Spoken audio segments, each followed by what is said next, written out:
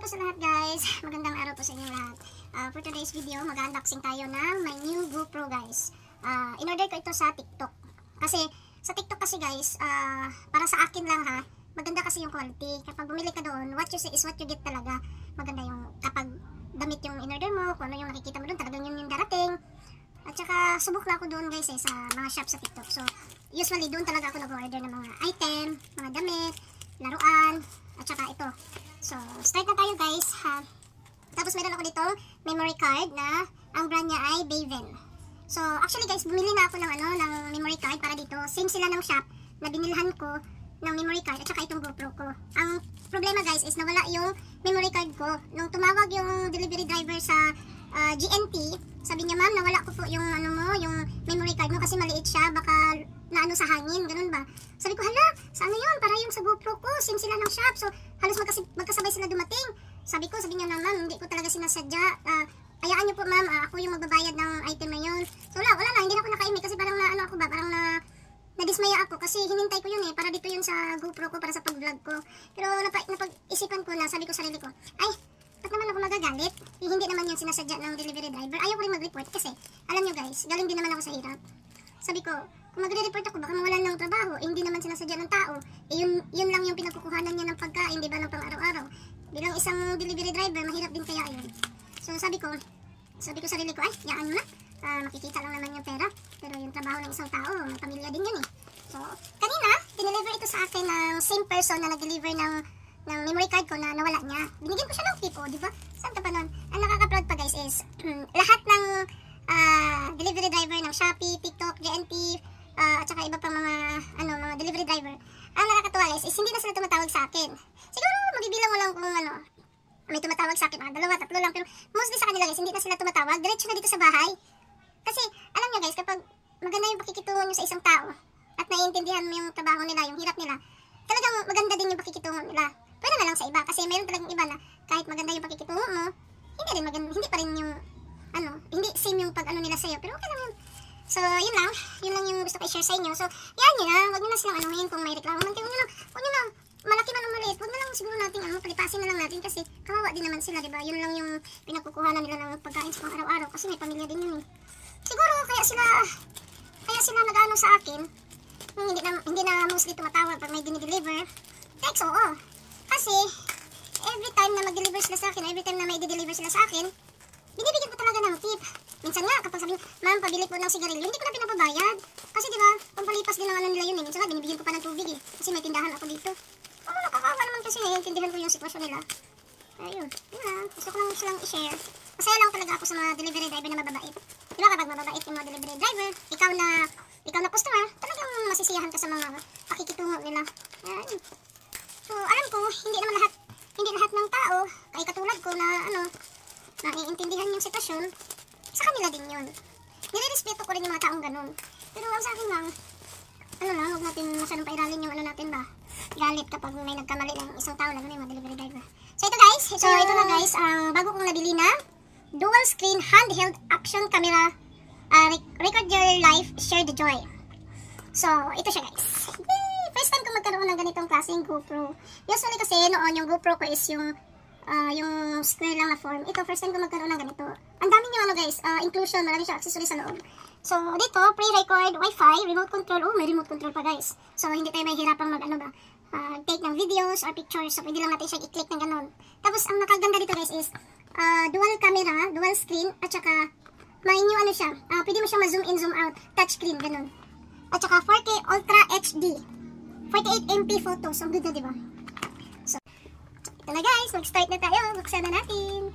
Tcharan! Ay, hindi nga nakita. Ayan. May manual pa siya guys. So dito natin i-check lahat. Kasi first time natin kaya dito tayo magbabase ng niya. Tapos, so yung ganda guys kasi nilagay nila sa para hindi talaga maano. Ito yung free niya. Ito. Pwede mo siyang gamitin sa underwater. Sa naalala ko guys, 39 yung kalaliman ng tubig na pwede mo itong gamitin guys. Ito yung remote control niya. So ang ganda. Kung napapansin nyo, medyo malaki siya. Tapos yung battery nito guys, hindi katulad ng ibang GoPro na square yung form. Ito, ang battery nito guys is medyo malapad.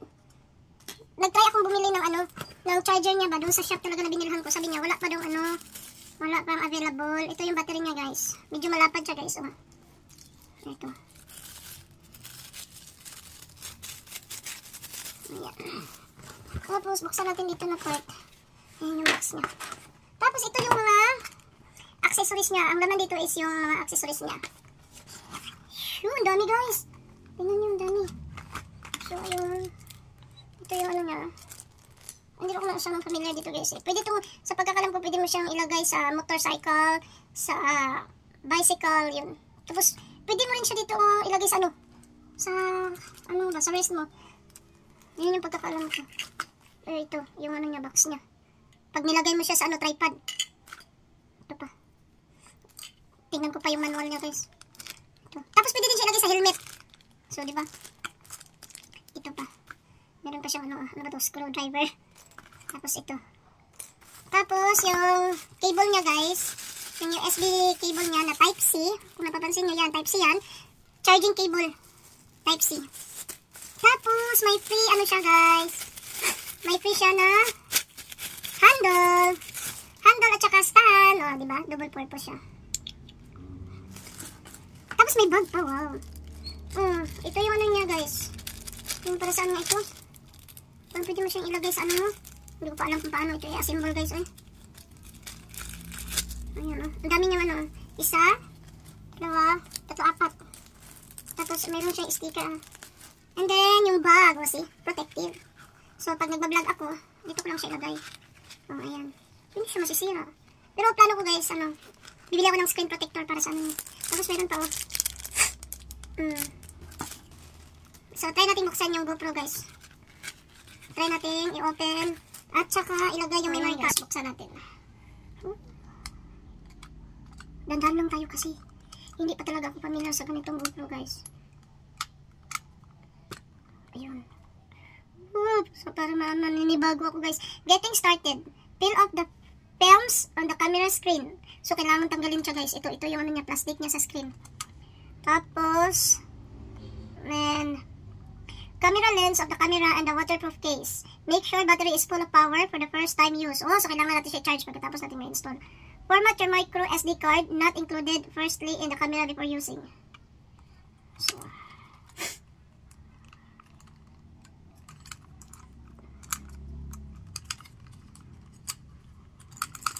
paano ba ito? Paano ba ito?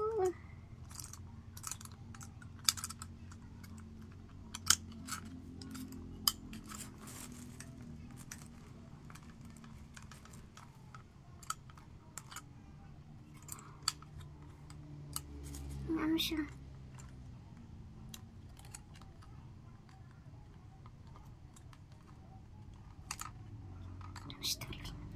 So yun guys, sa wakas natanggal ko na siya. Hindi ko na binidyo kasi ang tagal natanggal. Virgin na virgin yung box niya. So yun guys. Ay. So yun yung camera niya sa front. At saka mayroon din siyang camera dito sa back. Sabi dito, i-remove natin yung plastic. So i-remove natin guys. Wow. Kaya dapat bilhan talaga siya ng ano guys, screen protector. Tapos meron din siyang front camera. Ayokong tanggalin yung front camera niya guys. Tapos may camera din siya dito sa yung ano, yung camera niya sa taas. Tanggalan natin ng ano, plastic para mapunasan ba. Ayun, wow. Ang ganda. So ayan. Meron siya dito mga ano, mga button. Ito volume up, volume down. Tapos ito yung on off. Tapos dito yung charging port. Tapos ito yung sa battery. Open natin. Dapat pala pag nag-open ka is, pag nag-open ka pataas. Ayan. Oh! Ayan.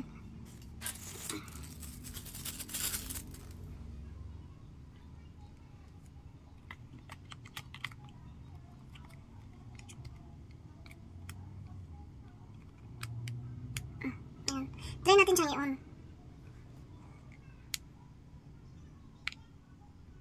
Ano ba yan? O ito. Ay! Ito pala yung on-off niya guys. Ito. Hindi ko alam kung ano ito. Ano yung pinindot ko. Ay! May button din dito. May button din dito. Oh, may lumabas na guys. English, Italiano, Espanyol, Portuguese.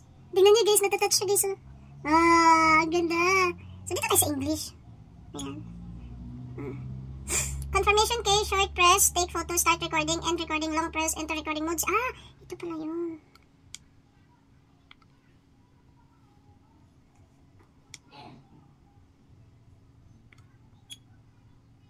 Switch button, short press. Long press, short press to cycle through video photo. Ah, ito. Ito guys. Tapos, switch screen, long press, to second. Oh, short press to.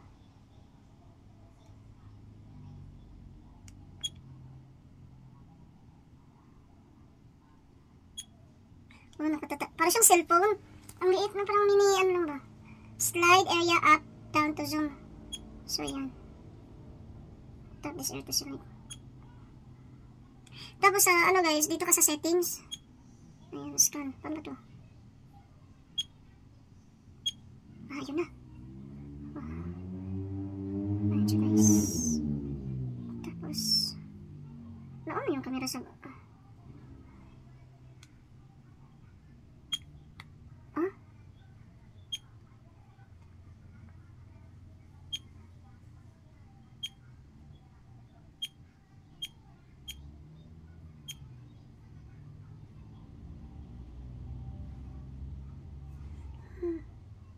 Ang linaw niya guys.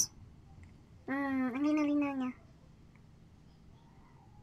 Parang na-amaze ako dito So ganyan siya. Ito yung lagayan niya, ito yung volume niya. Tapos na, pag nag-take ka ng photo dito. Ayan. Try ko nga.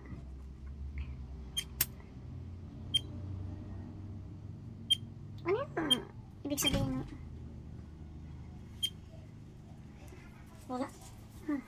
Yan mo lang. Wala mo dito. Tawag ko lang. Try daw. Ay, wala palang memory kaya hindi ito gumagana kasi kinid na memory.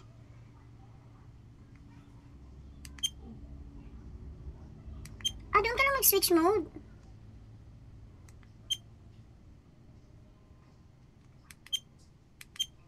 Ay, sus, Ginoo.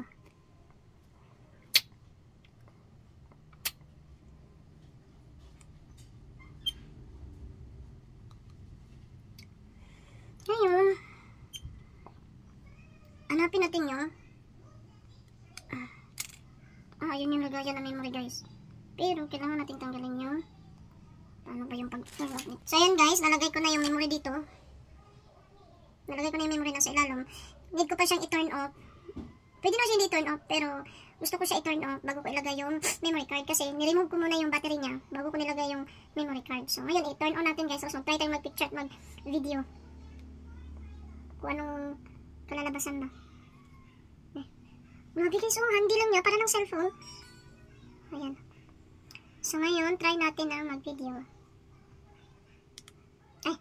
Format, SD card data will be cleared. Confirm.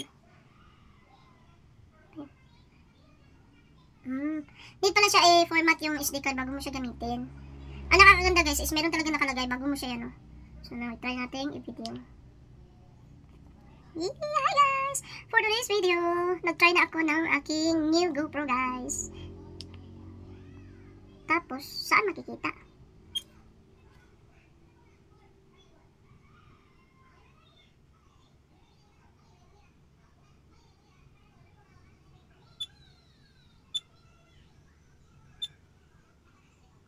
Ayun, nakita ko siya guys. Ito yung sarili ko guys. Ay, kabuo.